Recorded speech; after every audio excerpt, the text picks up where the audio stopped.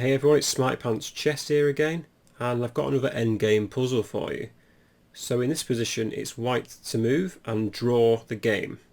So if you want to pause the video, I suggest you take 5 minutes just to have a analyse and see what you think of this position. Otherwise we'll just get straight into it. So this position looks hopeless for white because black's got 3 connected passed pawns, and it looks as though black is easily going to capture on c6. So basically in 2 moves black can capture on c6 with ease. However, like the Reti endgame, white can use the power of moving diagonally to try and attempt to attack 2 things at once.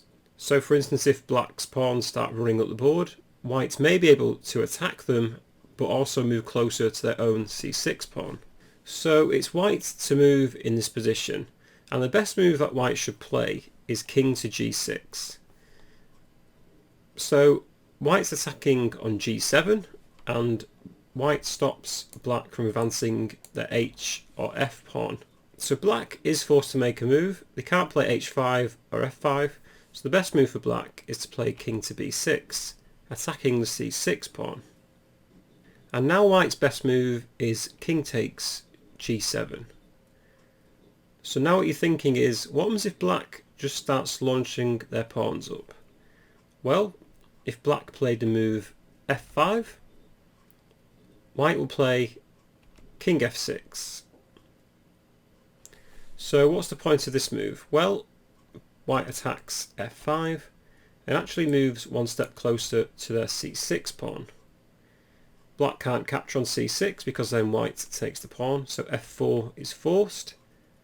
And in this position white plays the move king to e5, once again attacking the pawn on f4, and black can't capture on c6 because then white will take.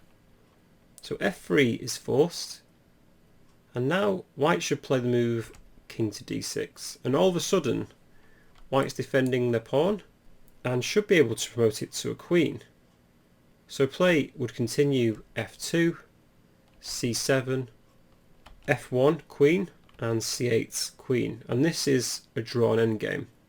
Black has the extra pawn, but white should be able to perpetual check black if black ever decides to advance it. So again, if we go back to the original position, maybe black can do something different. So king g6 from white, again guarding the h5 and f5 squares. Black is forced to play king to b6, and white will capture on g7. So wait a minute, what you're thinking is, what happens if black decides to advance the other pawn? What happens if h5 instead? Well, here white can play king takes f6, and black should play h4, and here white now should play king e5. Again, the point is, if black decides to take on c6, white can capture the h pawn with king f4, h3, king to g3, h2, and king takes h2. So after king e5, if h3 instead by black, white will play king to d6, and again it's a draw because then after h2, c7, queen, queen, this is a dead draw. And again I should reiterate, after king g6, king to b6 and takes, black can never capture this c6 pawn because then white will just pick up both pawns. For instance, if king takes c6, white can take on f6 and then easily pick up this last remaining pawn.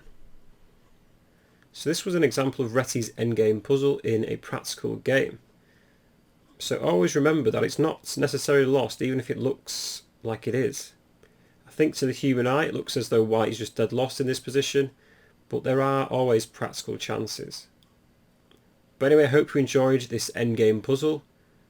Don't forget to subscribe to my channel if you haven't already, and I hope you enjoy the rest of the videos, and hopefully I'll see you soon.